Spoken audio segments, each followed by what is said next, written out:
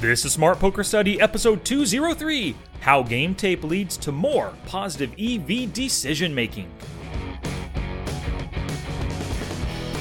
In last week's Q&A episode number 202, I gave 3 answers about poker math, hand reading, and another about putting them both together.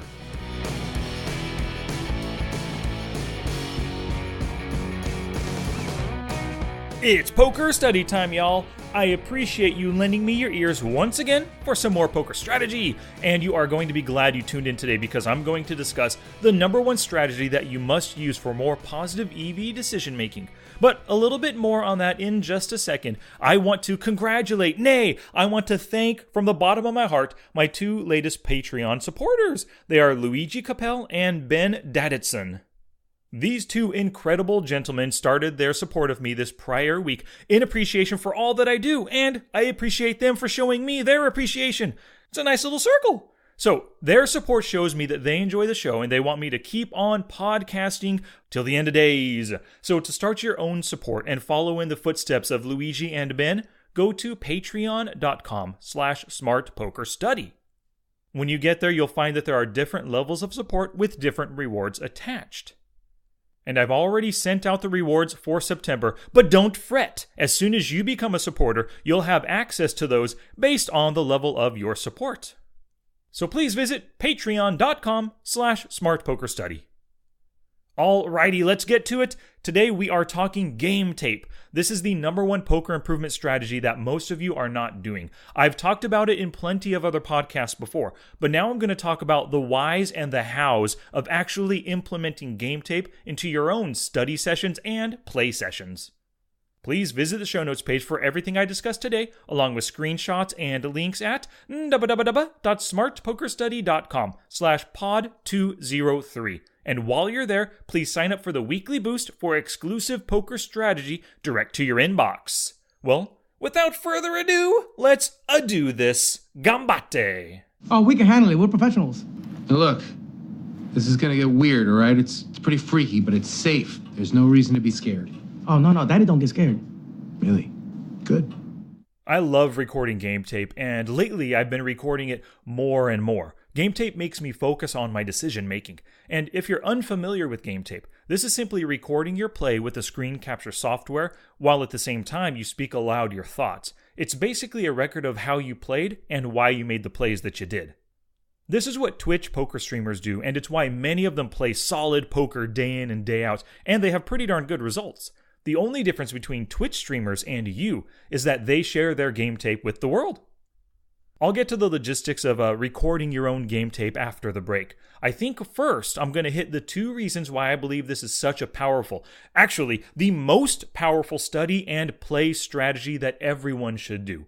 The first reason is the power of speaking your thoughts, and the second is the power of reviewing your play. So let's get to the first. The power of speaking your thoughts. When you're sitting there quietly and only thinking through your actions, you're stuck in your own head and nobody is there to kind of point out any gaps in logic you might have. Your mind is an echo chamber with nobody to contradict your thoughts or to offer any opinions or to question your actions. You need outside feedback to test your ideas. Sure, as you play, one form of feedback is the result of your actions. You 3-bet bluff and they fold. Great, successful. You 3-bet bluff and they re-raise you. Bummer, unsuccessful. But while you're playing, you are in no position to dive into and to learn from the actions that you just made that resulted in whatever results came your way. You need a way to get critical feedback on your thoughts before they turn into actions. And this is related to how software companies release a product that still has bugs in it. They need outside feedback of others who have a fresh perspective on the software and its capabilities or maybe its limitations. Critical feedback from outside of the creative process, it helps them to improve their products. And self-recording game tape gives you 2 forms of critical feedback. The first is your mouth. That's right, I said it. Your mouth is a form of critical feedback. When you're strictly thinking, your mind can go a mile a minute. But when you speak your thoughts, you force yourself to slow down your thinking as you're trying to convey your ideas to the outside world. We've been doing this since we learned how to speak. The more clearly we can voice our opinions, our thoughts, our ideas to the world, the more successful we are in our relationships and in our life. This works for improving your poker play as well. When you take the time to logically defend every button click with the spoken word, you are forcing your mind to slow down a little bit and to put more thought behind the things you're saying. You're going to find yourself making better decisions when you have to defend those decisions with logical reasoning in the moment. And here's an example of this. You're playing a hand and you have the option to 3-bet re-steal from the big blind. You think it's a good idea, and before you click the raise button, you voice the reason why. You say something like, I have a suited ace, which blocks many of his strong hand combos. Plus, I could hit the flop with a flush draw or a straight draw if they choose to call, so I can continue putting post-flop pressure quite frequently. Bam! You have clearly put some thought behind a logical re-steal. So that's the first form of critical feedback, your mouth. The second form comes from your ears. It's amazing what your ears will catch that your mind will not. I've written first drafts for 3 different books, drafted hundreds of podcast episodes, drafted webinars and YouTube training videos, and I always have to go through a few edits before they're presentable.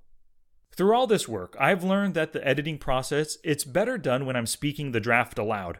After the first written draft is completed, I take the time to do 3 more read-aloud edits. So take my 3 books, for example. I read the entire book, each of them page by page, paragraph by paragraph out loud. When something sounded weird to me, like it hit my ears in a strange way and just sounded funny, I knew that there was an issue there that I needed to address. And that's why my books often sound so conversational. I'm sure you all understand this just from your daily interactions with other people. You're saying something, and then you hear yourself make a mistake. Then you correct yourself by saying, oh, what I mean was... So, bam! Your ears just caught a mistake your mind made when your thoughts traveled from your mind to your mouth. Now, this is great for poker players. If we get back to that prior example of making a 3-bet re-steal from the big blind, you speak aloud your thoughts, but you notice that you don't hear yourself mention position, nor do you mention HUD stats. Well, normally when you 3-bet bluff, those are 2 things that you've got to think about. So it's pretty clear that because you didn't voice anything about HUD stats or position, you overlooked them this time. So before you actually click that raise button, maybe you take the time to glance at their stats and you notice that you're up against a fishy player who only raises preflop 2% of the time. And their fold to 3-bet is 0%, and they have position on you. So because of those 3 factors, you realize now that this actually is not a good situation to bluff, because they're almost never folding here. So you pull your little cursor away from the raise button. Now you have a new decision, call or fold instead. So that was the first reason game tape is so beneficial. There's clearly power in speaking your thoughts, right? Well, let's get to the second reason game tape is beneficial. It's the power of reviewing your poker play. Anybody who played sports in high school or college, they can tell you that game tape is a super useful tool for improving yourself. When your coach plays it back to you, they can point out all the mistakes that you're making. If you're a swimmer, for example, maybe the coach can show you how your stroke falters after every turnaround. Or if you're like a defensive line football player, the coach can show you how you leave the same hole open 3 plays in a row. Once you find your mistakes, you can figure out how to fix them. For poker players without a coach watching their play, game tape allows you to review your own play and catch your own mistakes that you didn't catch in the moment. And truly, I do not know how many times I've seen myself in a piece of game tape not 3-betting with a suited ace at a perfect moment, or skipping a float bet on the flop, or skipping a delayed c-bet on a perfect turn card. Or maybe not even looking at my opponent's stats before I made a bad decision. And catching these kinds of mistakes, it's the first step to fixing them. So I recommend reviewing game tape the day following every game taped session. And there's a third benefit of using game tape. And that's that distractions are less of an issue. When you speak through your thoughts, it forces you to focus more on the game. When you're more focused, you don't have time for distractions. You won't open your email or play a poker training video or open up Netflix while you're gaming, right? You're going to be more aware of the harm that these distractions cause. And you'll be less inclined to allow them to interfere with your killer positive EV decision making. Today's podcast is brought to you by Audible. Get a free audiobook download and a 30-day free trial at audibletrial.com/smartpokerstudy. I am still constantly listening to audiobooks, both poker, fiction, and other non-fiction type stuff as well. Audible has over 180,000 titles to choose from in all the genres that you're interested in, I guess. And of course, when it comes to poker, they have How to Study Poker Volume 1, Volume 2, and my latest book, Preflop Online Poker. And of course, it's me narrating my own books. How would a podcaster, or why would a podcaster pay somebody else to narrate their stuff? No way, ain't gonna do it. I narrate my own stuff. So if you like my voice, you may like the audiobooks. And speaking of my books, Pablo Garza left a really good review for How to Study Poker Volume 2. He titled it, Excellent Second Volume 5 Stars. This book is the practice to Book 1's theory. So while it's not mandatory that you read Book 1 first, it's highly recommended. That being said, this book follows the author through 28 days of poker study, so you can see the study techniques put in action. While not a purely poker strategy book, the format allows Sky to share the fruits of his labor and gives many nuggets of practical wisdom for the poker player. Much more importantly, however, it demonstrates how to put the study techniques in Book 1, or Volume 1, to solid use. Think of this book as a roadmap to success in poker. If you follow Sky's example, put in the off-the-felt hours and log in enough hours of the tables, your skills will increase tremendously. Thank you so much, Pablo. I really love that review. And for anybody else, if you leave a review on any of my books, just let me know. Send me an email so I can give you a shout out on the pod. And one more shout out today goes to Mr. Civic. He purchased the Smart HUD by going to smartpokerstudy.com/Smart HUD. It is a Poker Tracker 4 HUD, so for those of you using Hold'em Manager 2, I'm sorry, I just don't have anything for you. But Mr. Civic purchased the Smart HUD. He's now using it to exploit his opponents, and along with the Smart HUD, I sent him a few video links for Poker Tracker 4 videos and videos just to get more out of using a HUD. So thanks again, Mr. Civic.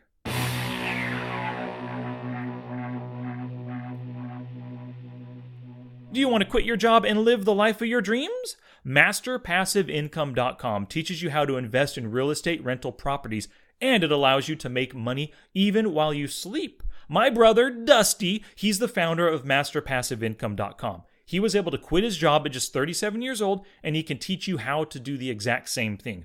MasterPassiveIncome.com has already helped many people quit their job, and in fact, I'm truly learning from his stuff right now. I listen to his podcasts. I think he's released 23 or 24 episodes, and plus, I'm taking his course.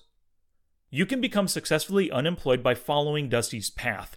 Go to masterpassiveincome.com/free course to get your free real estate investing course that will allow you to get started investing in real estate just like the rich do.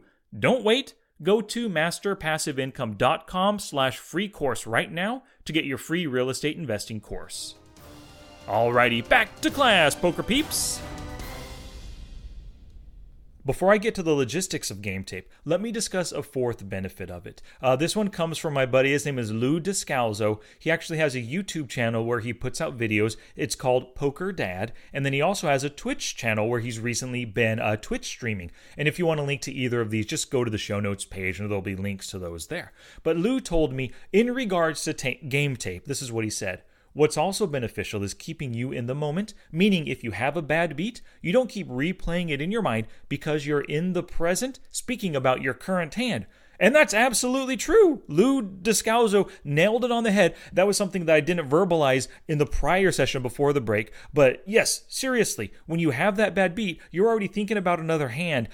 When that bad beat occurs, maybe you get it all in pre-flop, flop, turn, and river happens. While that's happening, you're already thinking about and discussing another hand. And for him as a Twitch streamer, and myself too, when I occasionally Twitch stream, if you suffer a bad beat, you don't want to, you don't want to have it on your record in a recorded video that people are watching, that you can get upset, get angry, and go on tilt, So just the fact that you are Twitch streaming or just recording your game tape, you just don't want that on record, so it helps you to stay in control of your emotions a little bit. So thank you very much, Lou, for that bit of game tape wisdom there. So now let's talk about the logistics of recording game tape. Please do not be daunted by the idea of recording your game tape. It really couldn't be simpler, and I'm going to help you out right here. There are 3 things that you need: software, a little bit of hardware, and action. So first off, software. There are so many screen capture software programs available, both paid and free stuff, right? You likely might already have one on your computer or your laptop, something like ScreenFlow or Camtasia or Bandicam. If you have any of those, go ahead and use them, of course. But I recommend OBS, which stands for Open Broadcaster Software. This is absolutely free, and it's the program that most Twitch users use.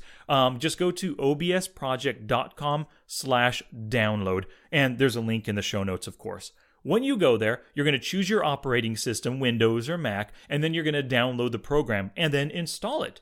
And because it's used by so many Twitch streamers, not just poker, but all the various games out there and stuff, there are tons of setup tutorials on YouTube.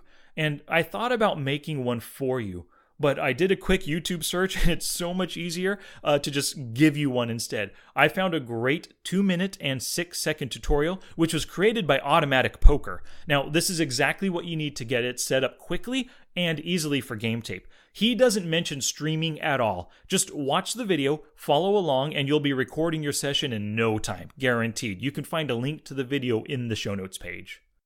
The second thing that you need is hardware. Now, the only real hardware that you need is a simple microphone. And for many people, your computer or your laptop has one built in. And that can be good enough. If the audio quality is good enough, record, do some speaking, test, watch the video, and see if it's good enough. But if it isn't good enough, or you just want better quality audio, the cheapest thing that you can do is get a headset with an attached microphone, like the kind that you see in movies where the receptionists or phone operators are using. Logitech makes a great one, and it's called the Logitech USB Headset H390. It's only $25 on Amazon, and it has a USB, so it's plug and play ready. Go to the show notes for a link to that. And you can also get a better microphone, which is going to come into use maybe if someday you want to do some Twitch streaming, or you want to create training videos, or maybe you want to do your own podcast, I highly recommend my microphone. It's the Audio-Technica ATR 2500. It's a bit more expensive at $80, but it works super well. I've been using it ever since I started making videos 4 years or so ago, Go to the show notes for a link to it. Also there, the microphone itself comes with a little stand that you can put on your desk, or I guess you can hold it as well if you want. But I use a microphone boom scissor arm stand. I have a link in the show notes for that. And I use a little pop filter, which is supposed to minimize the pops on the P's and all those percussive sounds. All right, and the third thing that you're going to need, of course, is action. You've got to take action, actually record poker play, and speak as you play. Now that you're all set up with that hardware, with some software, you're going to just fire up some tables and hit record on whatever software you're using. Before every button click, you want to speak through your decision-making process. It can be super clear and reasoned. Something like, this hand is within my 2-bet range from middle position, but the cutoff, the button, and the big blind all love to 3-bet. I'll end up folding to any of these expected 3-bets with this hand because it's just not worth calling, so I just won't open raise here. Maybe I should switch tables with these 3 loose aggressive players on my left. So that's pretty detailed. It's very good reasoning. I love, if you say something like that as you play, you're just going to be making tons of better decisions, right? Or it might be something as simple like 10-3 offsuit. That's not worth playing out of the gun, so I'm folding. Now, speaking through your poker decisions, it's a muscle that you're going to develop. You'll likely find yourself speaking for the first 5 to 10 minutes when you first begin recording, but then you're going to retreat back to your poker mind and just think as you play. But the more you do it, the longer you'll sustain speaking through your decisions. Eventually, you'll be like Jason Somerville or Jamie Staples that can go for hours on end, just speaking through your decisions over and over again. And another thing, in the beginning, this might also limit the number of tables that you can play. As you're speaking through your thoughts, you won't be able to focus on decisions to be made on other tables. If you normally play 6 tables, don't be surprised if GameTape forces you to play only 2 to 3 tables. But if this ends up making better decisions, it's worth it, I think. And here's the biggest thing. You'll never know how GameTape could benefit you unless you do it. So with that, challenge! Here's my challenge to you for this episode. Start recording your own game tape. And if you've done it in the past, do it more often now. I'm not saying to record every session you play. And also, don't review every minute of every session you record. But do it at least 3 times per week and review at least 30 minutes of each game tape you record. Now it's your turn to take action and do something positive for your poker game.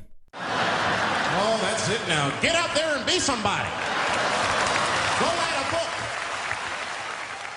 This episode isn't complete until you go to the show notes page at www.smartpokerstudy.com/pod203 for screenshots and links to everything I discussed today and to discover ways in which you can support the podcast and keep me keeping on.